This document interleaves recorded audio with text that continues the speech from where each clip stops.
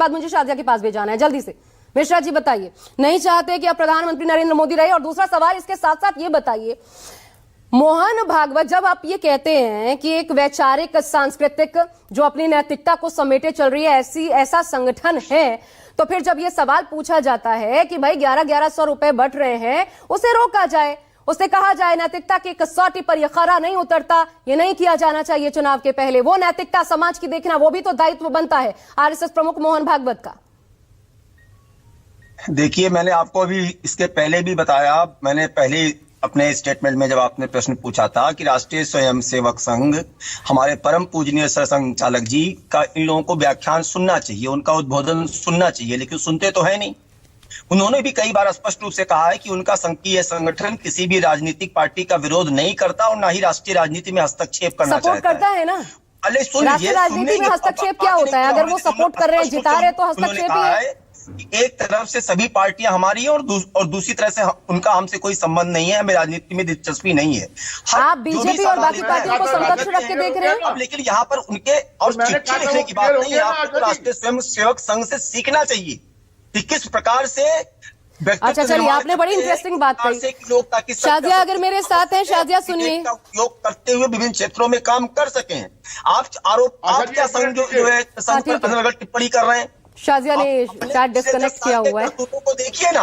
मैं चाहती नहीं थी कि पहले दिन पर वो इस तरीके से खुद को डिस्कनेक्ट करें। लोकसभा के चुनाव में सारे के सारे मिलकर गठबंधन बनाकर चुनाव लड़ रहे थे। ठीक है यहाँ पर बैठकर एक दूसरे के साथ। मैं चाहती नहीं थी कि शाजिया पहले दिन पर इस तरीके से खुद को डिस्कनेक्ट करें, लेकिन अगर उन्होंने कर लिया है, चलिए फिर जुड़ गई, उनके चेहरे की मुस्कान बता रही है। शाजिया ठीक है, मिश्रा जी ठीक है, संघ के लिए चाहे बीजेपी हो या दूसरी पार्टियां बराबर हैं, ये बात आपको हजम होती है? ये बात सरसंघचालक जी के उद्बोधन को समय समय पर सुना करिए। ठीक है मिश्रा जी, यह अभी विशाल मिश्रा जी कह रहे हैं जो कि संघ समर्थक हैं। उन्होंने क्या कहा? संघ इस तरीके से काम करता है सामाजिक रूप से, ये एक्सेप्ट ये आप कैसे मान सकते हैं? मतलब मैं कह रही हूँ, आपने कहा ना राजनीतिक समझ की बात की, आपकी राजनीतिक समझ पर ये सही लगता है आपको?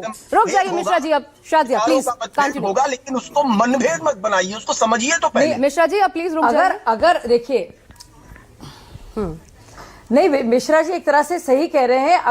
अगर अरविंद केजरीवाल जी समझते हैं कि जहां तक नैतिकता का तकाजा है और वो उसको इतने ऊपर मयार पर रखते हैं, और इसलिए मोहन भागवत जी से हाथ पैर जोड़कर कहते हैं कि आप देखिए भाजपा क्या कर रही है, तो मुझे लगता है वो सही समझ रहे हैं, वो कम से कम ये रियलाइज कर रहे हैं। लेकिन जो लोग समर्थन कर रहे हैं अरविंद केजरीवाल का, मैं उनसे पूछना चाह रही हूं कि वो अरविंद केजरीवाल जी के इस तरह से केजरीवाल जी के सामने घुटने टेक कर प्रार्थना करके ऐसे करके हाथ जोड़कर सवाल पूछ रहे हैं, उसके बारे में उनकी क्या राय है? और दूसरा जो मेरा बड़ा सवाल है वो कि फराज किदवाई जैसे जो लोग हैं, जो समाजवादी पार्टी के हैं, जिनका काम है सिर्फ आरएसएस की बुराई करना, और जब आरएसएस बात करती है कि मंदिरों के नीचे शिवलिंग ना तोड़ो, तो फिर उनकी तारीफ करना। क्योंकि शायद वक्त नहीं है, इसलिए मैं बस 20 सेकंड देना चाहती हूं। आम आदमी पार्टी कांग्रेस के बीच में किसका साथ दे रही है? ये फाइट फराज किदवाई जैसे लोग समाजवादी पार्टी। जल्दी से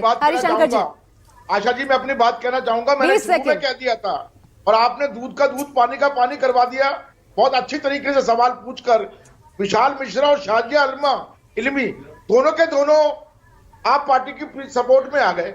जहां आरएसएस का सवाल आया, मैंने कहा, अभी विशाल मिश्रा ने कहा कि सब पार्टी बराबर है, तो मैंने तो खुद ही कहा था अनुराग जी 2 खुश होना चाहिए। अरे आप पार्टी तो 2 इलेक्शन हरिशंकर जी जल्दी, मतलब फराज भाई तो नहीं है, यानी कि समाजवादी पार्टी भी आ गई है। इसका मतलब ये है कि समाजवादी पार्टी भी आ गई है आरएसएस के सपोर्ट में। दिलों की कड़वाहट दूर हो और